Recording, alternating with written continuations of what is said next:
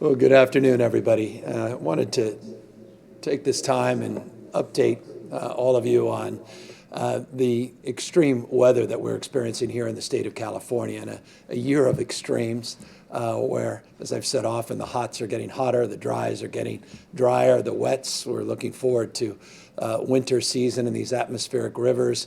The wets are getting wetter. The winds are also whipping up. This time is typical. The Diablo and the Santa Ana winds tend to present themselves, but we have seen some really extraordinary wind events in the last 48 hours. Subsequent, not surprisingly, the challenges with low humidity and the dry air is creating these rather extreme and dangerous fire conditions throughout the state of California.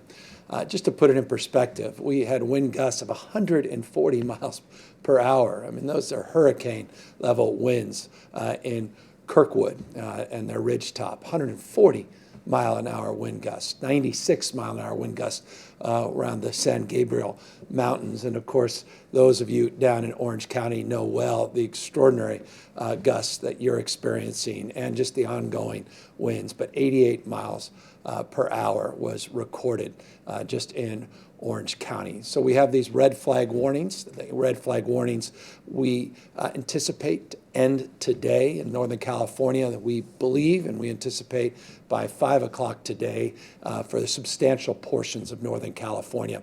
The red flag warnings will end in Southern California later into the evening around 11 p.m.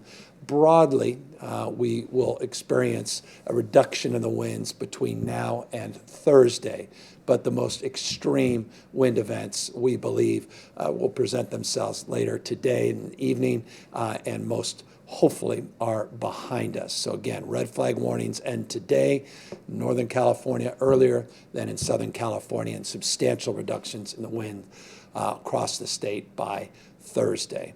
As it relates to these challenges induced by the winds now and some of the wildfires that we've experienced, some 42 initial starts in the last 24 hours, meaning 42 wildfires had ignited just in the last 24 hours. It's an extraordinary testament to CAL FIRE that you don't know about most of those. They suppressed the vast majority of those. I'll highlight a few that we're struggling with. But again, unlike baseball World Series being played so often is the case, CAL FIRE doesn't get credit for saves. They deserve credit for saves. The extraordinary work they do every single day that doesn't generate headlines is also deserving of praise. And I just want to acknowledge that up front. With these wins, to be able to suppress 42 initial starts is a remarkable effort, and I want to just applaud their leadership and our mutual aid system up and down the state of California. But still,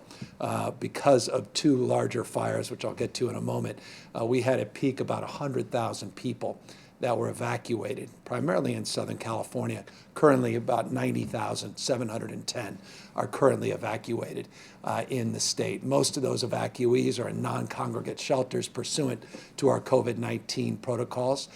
Most of them are in settings that allow people to isolate, focused on their health, not just their safety, in hotels and motels. I'll remind people this historic wildfire season, 4.2 million acres have burned, 3.2 million just since August. We're currently battling 14 major fires, and complexes still have 5,000+ firefighters working the lines up and down the state of California. Tragically, just a reminder, 31 fatalities so far this fire season, and some 9,358 structures have been completely destroyed. Many times more have been damaged, but close to 10,000, as you can see there, structures have been destroyed in this historic wildfire season. Here are the two fires that have generated understandable stress and generated a lot of attention, particularly in Southern California. both in Orange County. This is Orange County and around Irvine, 5% contained, the Silverado fire. It's taken a little over 11,000 acres, and that's a few hours ago.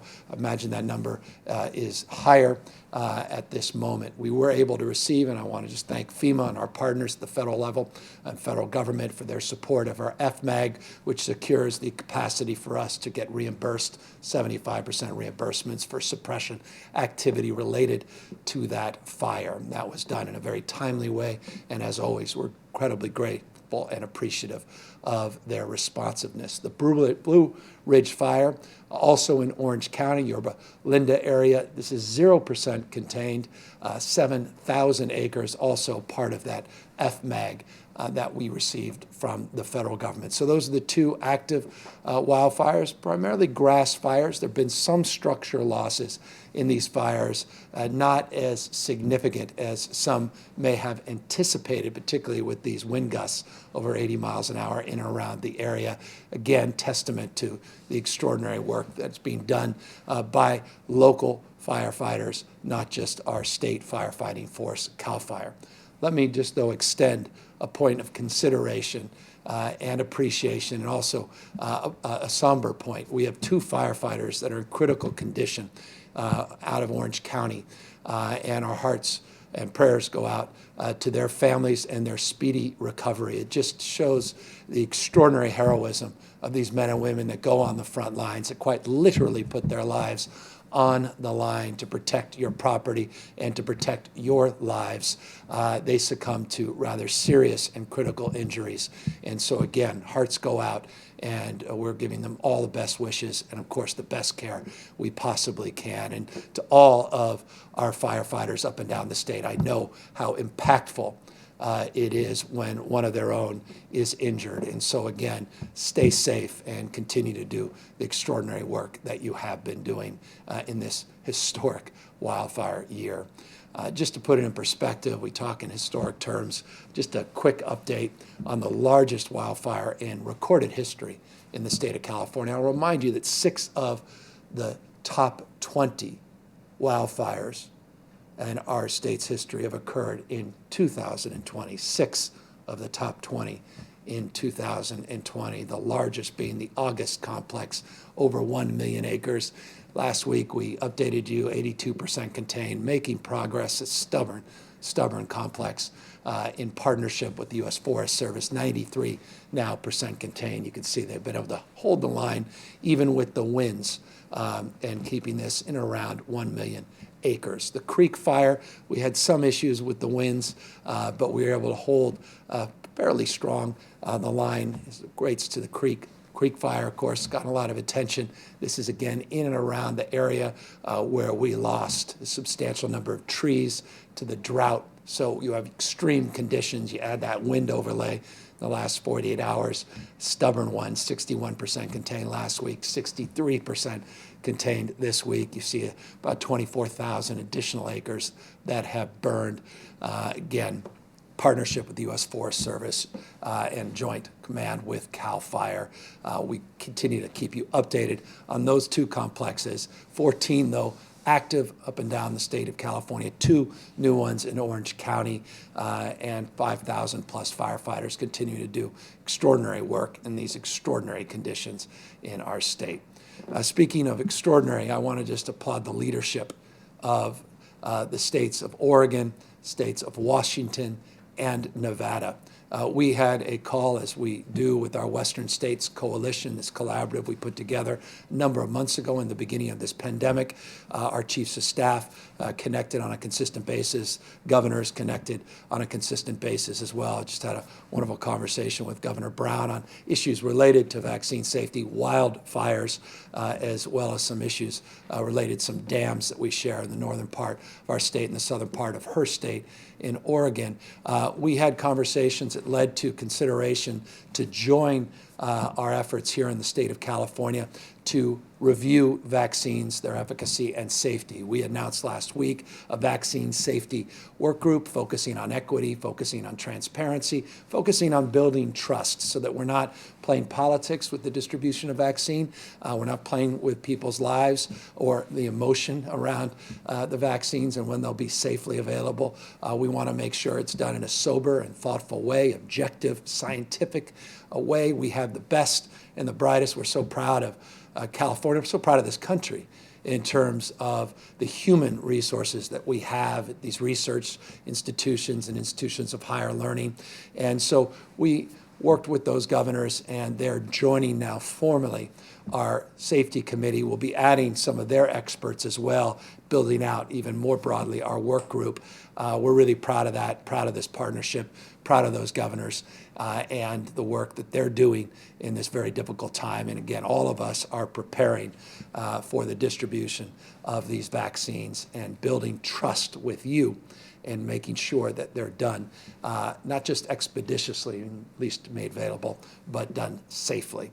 Accordingly, and I just remind you, this slide, the biostatistics, the experts in biostatistics and epidemiology to pediatric infectious diseases and health equity and others that are part of this work group that are monitoring these vaccine trials, just to give you again a sense of the resumes of some of the folks from UCLA, Stanford, Berkeley, and many other extraordinary institutions that are already deeply engaged with the federal government on the vaccine protocols, now more formally working with all of these other states. But we're adding a new group today, 16 members of this new group. It's called a Drafting Guidelines Work Group.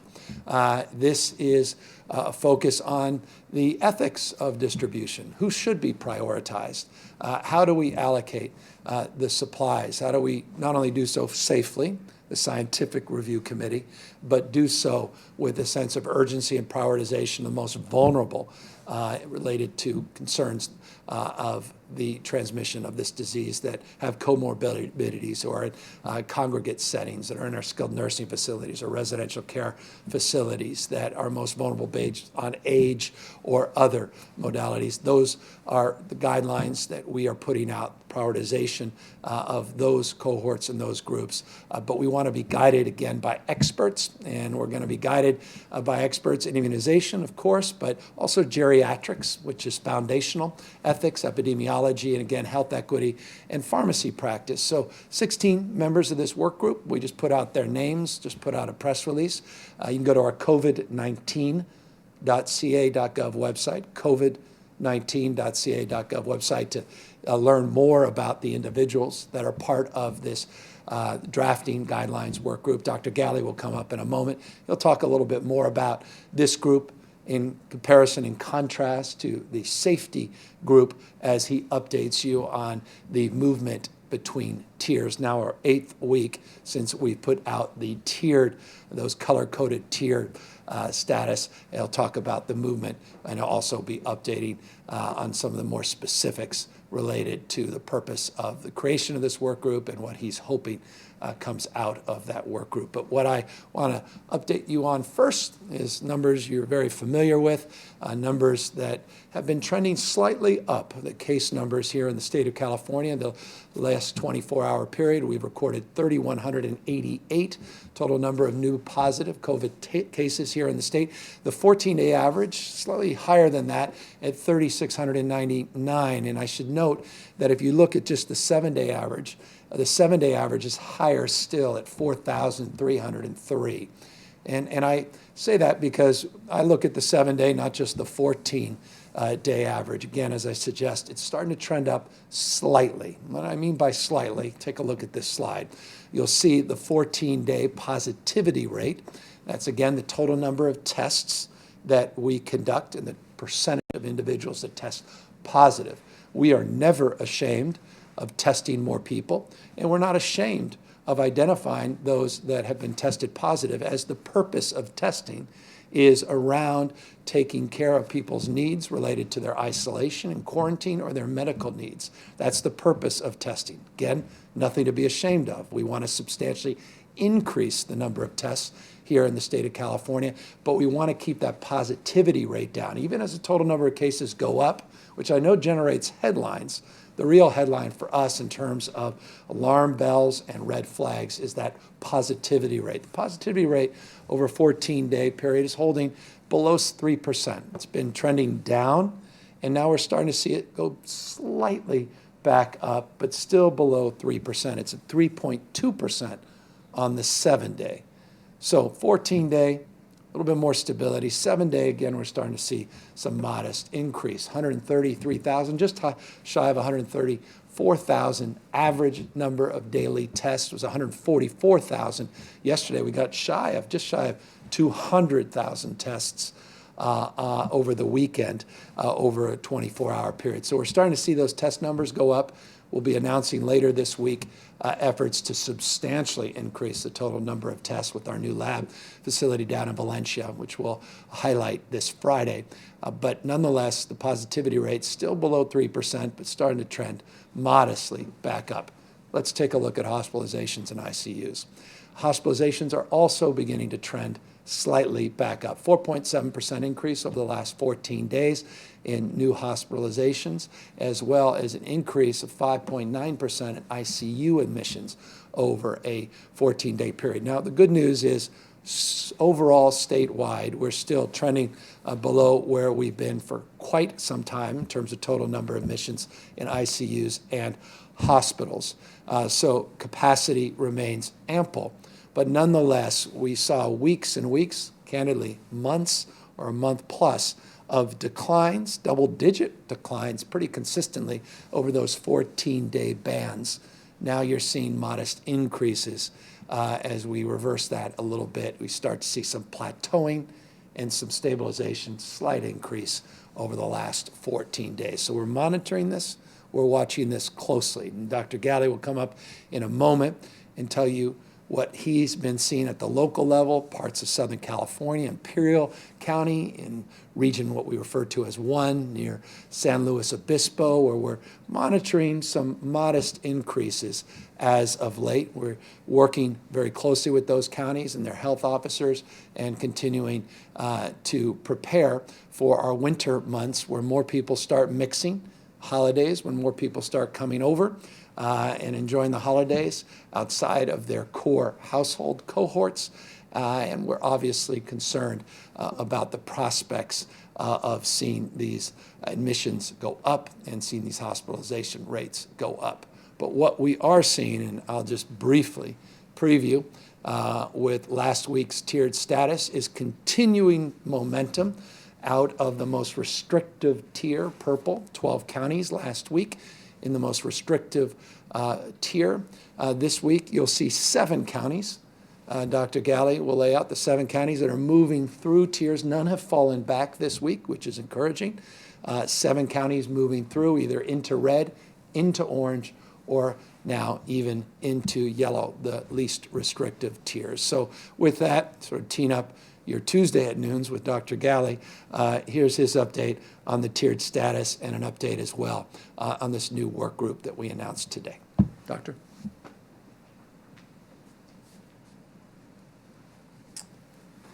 Thank you, as always, Governor. Just before we get into the tiers, I want to spend a minute on the exciting progress announced today on vaccines. Last week, we talked about one of the first pillars of our vaccine strategy. I'll remind you that we submitted, like all states, a plan, a comprehensive plan, noted to be one of the most comprehensive plans in the nation about being prepared for distribution of the vaccine when it's ready. To the CDC and our federal partners just over a week ago. And today we're announcing that second pillar of our 3-pillar strategy, one that scientific safety review committee made up of experts in California now states that will look at the evidence, all of the data, ensure that it's complete and that we're transparent, not in any way to delay vaccine distribution, but to reinforce and support what we hope the federal government's going to share with us, which is a strong bit of evidence about the safety and all of the rigor that goes into getting a vaccine prepared for distribution to people.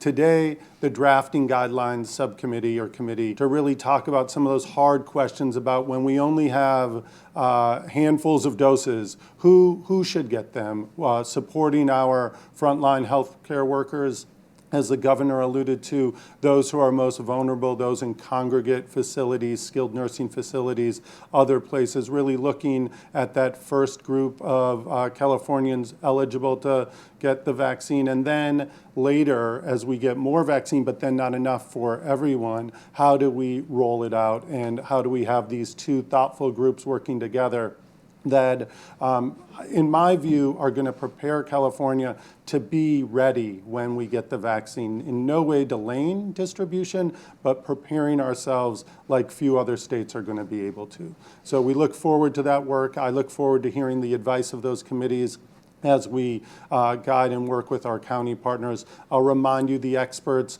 are not just from our esteemed academic universities around the state, but also practical individuals at the county level, working in pharmacies, nurses who work with patients today, lots of different experts so that we have a rich set of input from across California. So today, as the governor mentioned, normally we update the tier status by Zoom. Today, I have the privilege of doing it alongside the governor. Last week, we had 12 counties go to purple. We saw that was 2 counties that actually moved back from red tier to the purple tier. 23 counties in red last week, 14 in orange, and 9 counties in yellow. Today we have 9 counties in purple, so 3 counties moving forward. Actually 2 counties moving forward, and Shasta County, who we worked closely with to look at their most recent data and worked with that county and maintained them in the red tier. We now have 22 counties in red, 17 in orange, and 10 in yellow. If we go way back to the beginning of our tier system, we had 38 counties in purple. Quite a bit of movement. Only 2 counties in yellow, now 10. So we've seen, as we've talked to you about the slow and stringent approach of our blueprint, that counties are moving through, are beginning to see some increased openings of various sectors and increasing the occupancy of those sectors that have been open for quite some time. So to be more specific, purple to red this week are Glenn and Mendocino counties, 2 counties I've had the privilege of working pretty closely with over the last couple of months to make interventions to reduce transmission, to increase testing, and to watch closely their hospital capacity. So that's important news for those 2 counties. Red to orange, Contra Costa, Marin, San Mateo, and Santa Cruz. And then orange to yellow, Calaveras County. And as the governor mentioned, no counties are moving back in the tier system. We do have a number of counties, you can see which counties those are, who we are concerned about moving back in the future. We're working closely with their public health teams and other leaders in their counties to ensure that we are digging into the data, understanding it very well, so that we can take the appropriate steps in partnership with our local partners to make sure transmission is reduced as far and as much as possible. So I'll turn it back to the governor. Thank you. Thank you, Dr. Galley. So progress as it relates to modifying our stay-at-home orders, our industry by industry, sector by sector guidelines, allowing more capacity, more ability for people to move into these new tiers. Again, we provide support and guidelines, but we do not assert that we are mandating people to move quickly through any of these tiers. We still rely on our local health officers. We rely on local elected officials based upon the conditions on the ground, based upon their appetite to support the movement. We continue to work collaboratively and closely with all of them. But good news, nonetheless, this will continue to advance our collective cause of getting closer to reopening our schools safely for in-person education. Again, we have protocols and a process in place, and we have mandates as it relates to requirements on testing and PPE that must be put into place before we can safely reopen for in-person instruction. But nonetheless, the movement that we are announcing here today, Dr. Galley announced, is continuing to advance that effort as, again, we continue to modify and allow for more activity in businesses large and small all up and down the state of California. I'll open up for questions in a moment. I'll leave you at the end with a short PSA around Halloween, very short 10-second PSA that we've been putting out on Halloween, because as we modify, as we go into the holiday season, as people begin to mix, I've got 4 young kids that are running around in their costumes, have been for, seems like 2 or 3 months. We've already gone through 4 or 5 completely molded. Well, you all know the drill. Any parents out there, how eager our kids are to buy pumpkins a month and a half out. I'd only advise people, if you do that, don't carve them, as now they have to be cleaned up. But again, I digress only to suggest and say that those activities are commonplace and well-defined, part of our tradition here in the state. We just want to make sure that we're advancing those activities in a safe manner, as Halloween is this weekend. We're also will be putting out soon, I read somewhere, and some folks asserting that we put out guidelines for the holidays. They simply were misled or intentionally were misleading people. We have not put out Thanksgiving guidelines. We've not put out holiday guidelines formally.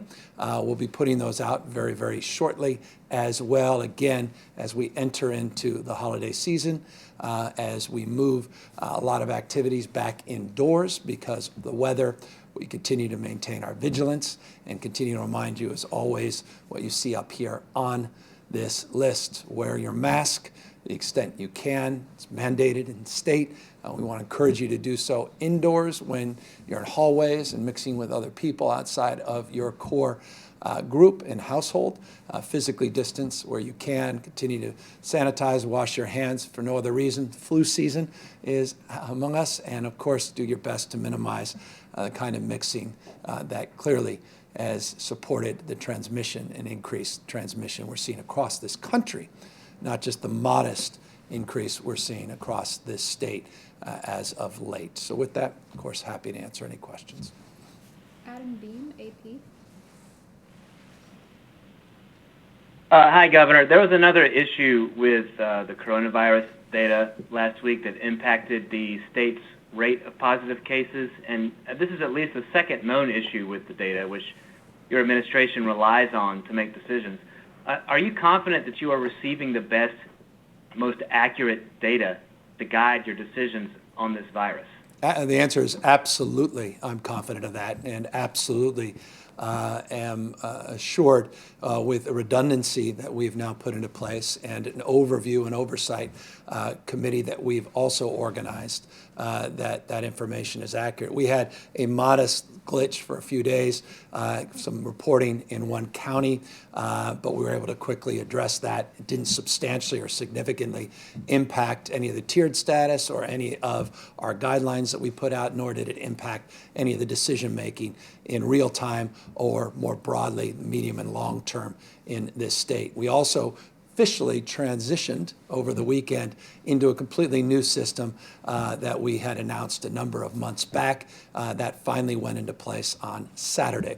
But with that, let me just ask Dr. Galley, who's standing just a few feet away, 6 feet plus away, to briefly come up, and he also can talk a little bit more specifically about some of the little issues that occurred out of LA County and some of the reporting that we were able to update.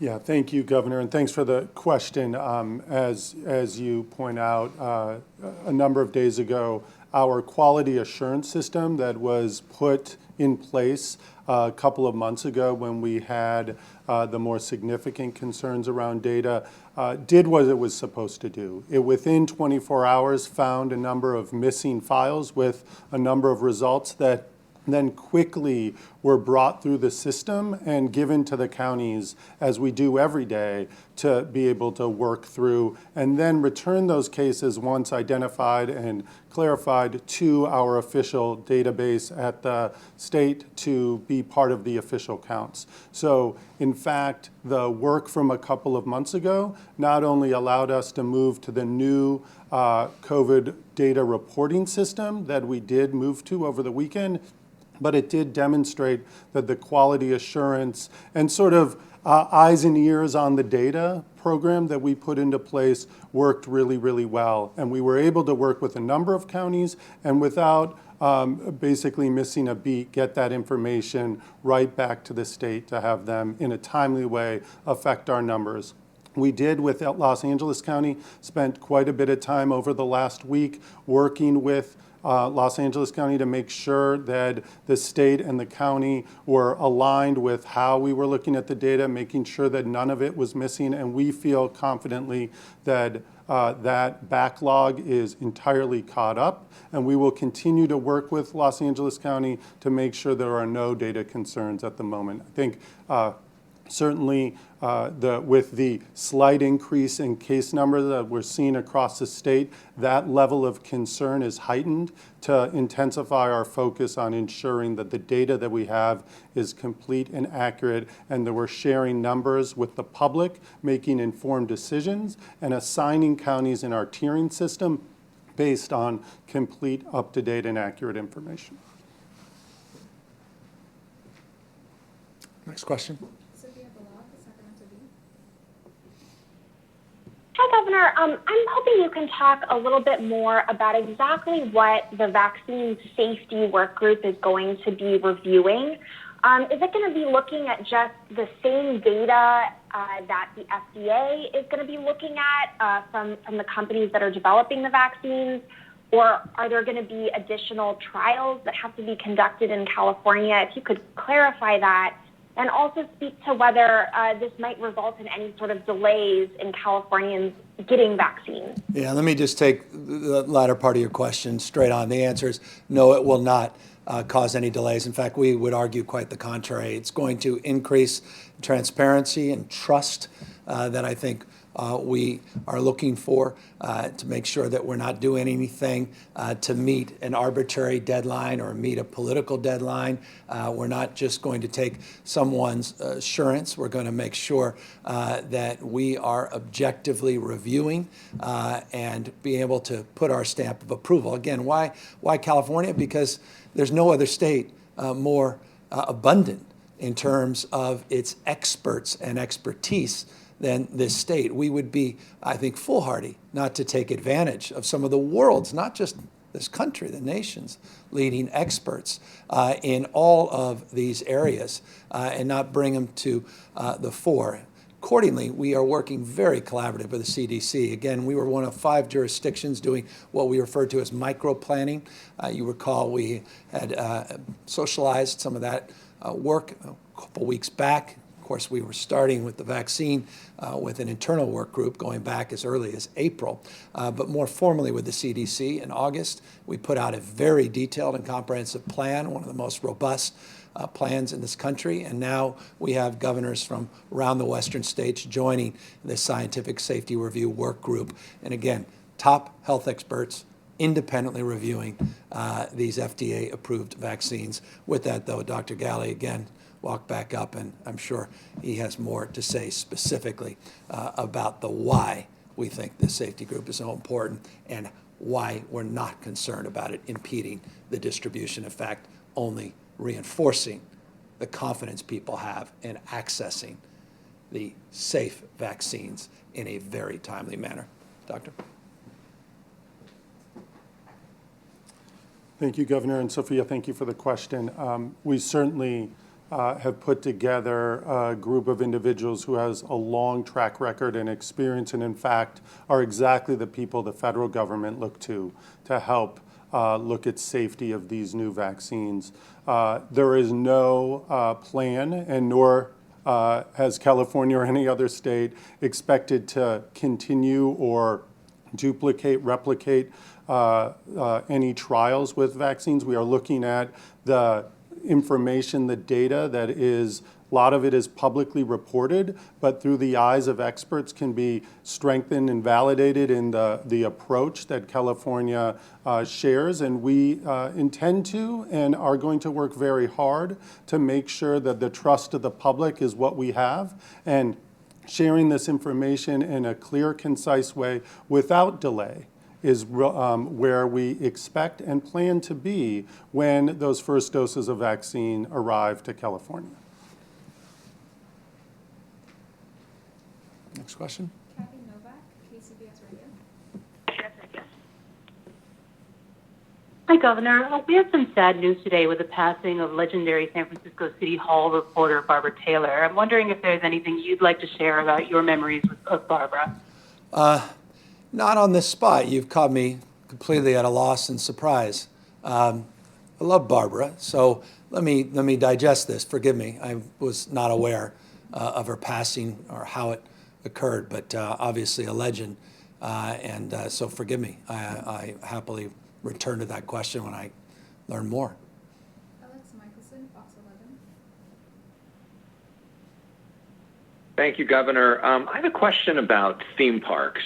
There's a lot of frustration and anger, especially in Anaheim, with folks who say, look, Disney parks have opened all over the world and they're doing okay. Why can't we do this here? This isn't only people that work at the parks, but people who have businesses nearby that are having to shut down, city officials who are losing a lot of tax revenue. What do you say to those folks? Why can't we do this here? Well, the bottom line is we are seeing an increase in the transmission rates of COVID-19 in the vast majority of states in this nation. That's self-evident, and that should be alarming to all Americans. We're seeing around the world increased case rates, some very notably in countries that tended to experience increased rates at the beginning of this pandemic, about a month or so before we experienced them here in the United States.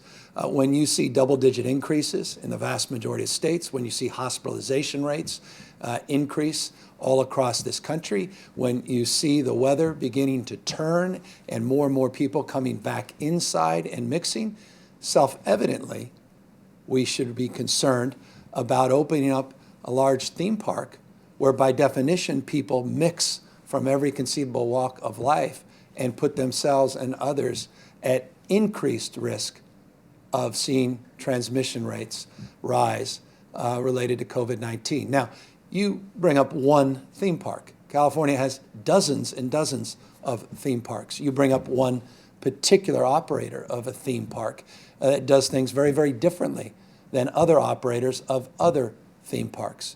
You have theme parks that are large, theme parks that are smaller.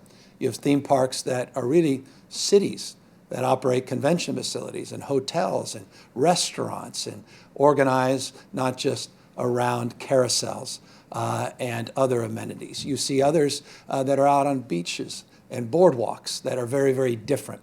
And so you have to design and you have to distinguish and you have to organize not only your response but your guidelines in a way that addresses those unique dynamics, unique background rates, county by county, all experiencing different background rates as it relates to the spread of this virus. But all of that with our eyes wide open on where we are as it relates to this pandemic.